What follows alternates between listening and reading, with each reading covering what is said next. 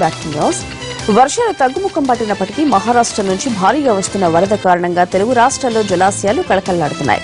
గోదావరి బేసిన్లో ప్రాజెక్టులు నిండుకుండలా మారాయి. ఇన్ఫ్లో భారీగా ఉండడంతో అదే స్థాయిలో అవుట్ఫ్లో వదులుతున్నారు. ఇటు కృష్ణా బేసిన్లోనూ వరద ఉధృతి పెరుగుతోంది. దీంతో ప్రాజెక్టులన్నీ వరద నీటిలో నిండిపోయాయి.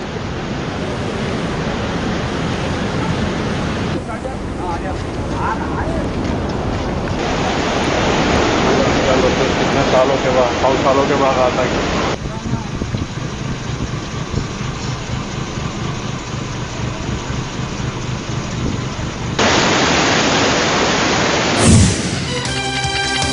కావేరీ జలాల వివాదం ఢిల్లీకి చేరింది. కర్ణాటక, తమిళనాడు సీఎంలతో ఇవాళ కేంద్ర జల వనరుల శాఖ మంత్రి ఉమాభారతి చర్చించనున్నారు. సుప్రీంకోర్టు ఆదేశాల ప్రకారం కావేరీ నుంచి నీటిని తమిళనాడుకు విడుదల చేయాల్సి ఉన్నా కర్ణాటక ధిక్కరించింది. దీంతో రంగంలోకి దిగిన కేంద్రం ఇవాళ 2 రాష్ట్రాలతో చర్చించనుంది.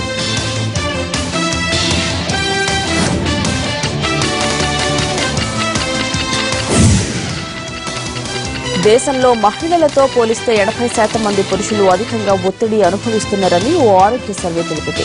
సరైన విశ్రాంతి లేకపోవడం, ఎక్కువ పనిభారంతో 80% పురుషులు ఒత్తిడిలో జీవిస్తున్నారు. మహిళల్లో ఇది 74%. ప్రపంచ హృదయ దినోత్సవం సందర్భంగా ఐసీఐసీఐ లాంబార్డ్ జనరల్ ఇన్సూరెన్స్ నిర్వహించిన సర్వేలో తేలింది.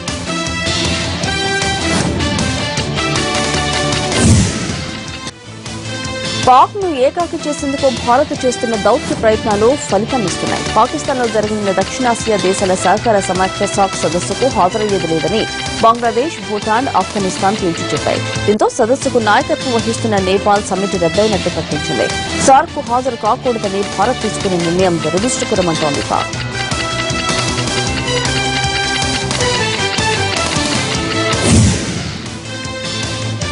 డ్రోన్ కారణంగా విమాన రాకపోకలు నిలిచిపోయిన ఘటన దుబాయ్ అంతర్జాతీయ విమానాశ్రయంలో చోటు చేసుకుంది. ఎయిర్పోర్టు ప్రాంతంలో ఓ డ్రోన్ తిరుగుతున్నట్టు విమానాశ్రయ అధికారులు గుర్తించారు. ఈ కారణంగా ఎయిర్పోర్టులో అరగంట పాటు విమాన రాకపోకలు నిలిపివేశారు. ఈ ఎయిర్పోర్టులో ఇలాంటి ఘటన చోటు చేసుకోవడం ఇదే మొదటిసారి కాదు. జూన్ 12న డ్రోన్ కారణంగా ఎయిర్పోర్టును 69 నిమిషాల పాటు మూసివేశారు.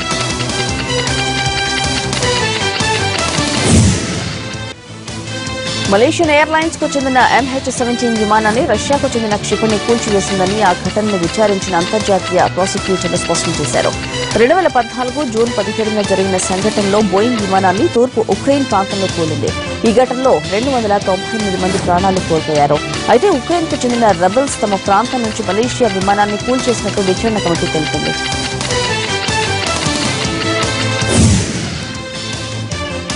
పాకిస్తాన్ చిత్ర పరిశ్రమ తీవ్ర భయాందోళనలకు గురవుతోంది. భారత్ ప్రస్తుతం ఉన్న పరిస్థితుల దృష్ట్యా ఒకవేళ బాలీవుడ్ చిత్రాలపై నిషేధం విధిస్తే తమ చిత్ర పరిశ్రమకు భారీగా నష్టం వాటిల్లే అవకాశం ఉన్నట్లు పాక్ ఫిల్మ్ నిపుణులు విశ్లేషిస్తున్నారు. ఒకవేళ బాలీవుడ్ సినిమాలను పాక్ లో బ్యాన్ చేస్తే ఆ దేశ చిత్ర పరిశ్రమ సుమారు 70% నష్టపోతుందట.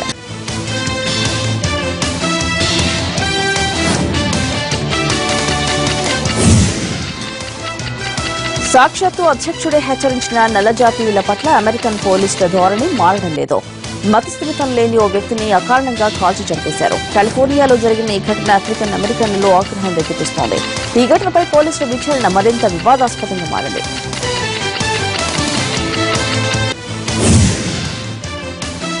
అమెరికా చికాగోలో OGKMA 31వ వార్షిక సమ్మేళనం కన్వెన్షన్ ఘనంగా జరిగింది. ఉస్మానియా, గాంధీ, కాకతీయ, తెలంగాణ మెడికల్ కాలేజీల్లో చదివి అమెరికాస్తులో స్థిరపడ్డ డాక్టర్స్ ఈ కార్యక్రమంలో పాల్గొన్నారు. తెలంగాణ ఆసుపత్రిలో తమ వంతుగా సౌకర్యాలు కల్పిస్తామన్నారు NRI డాక్టర్లు. అవసరమైతే వైద్య శాఖకు పలు అంశాలపై సూచనలు అందిస్తామన్నారు.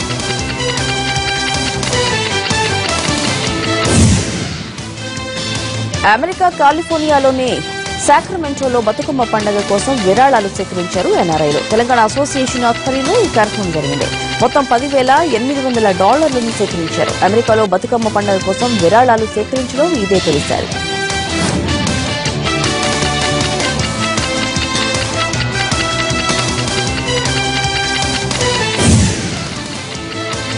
చికాగో నాట్స్ తెలుగు సంబరాలకు సన్నాహాలు మొదలయ్యాయి. ప్రతి 2 ఏళ్లకొకసారి ఉత్తర అమెరికా తెలుగు సంఘం నాట్స్ అంగరంగ వైభవంగా జరిపే సంబరాలు చికాగో వేదికగా జరగనున్నాయి. ఈ సంబరాలు వచ్చే ఏడాది జూన్ 30, జూలై 1, 2 తేదీల్లో జరగనున్నాయి.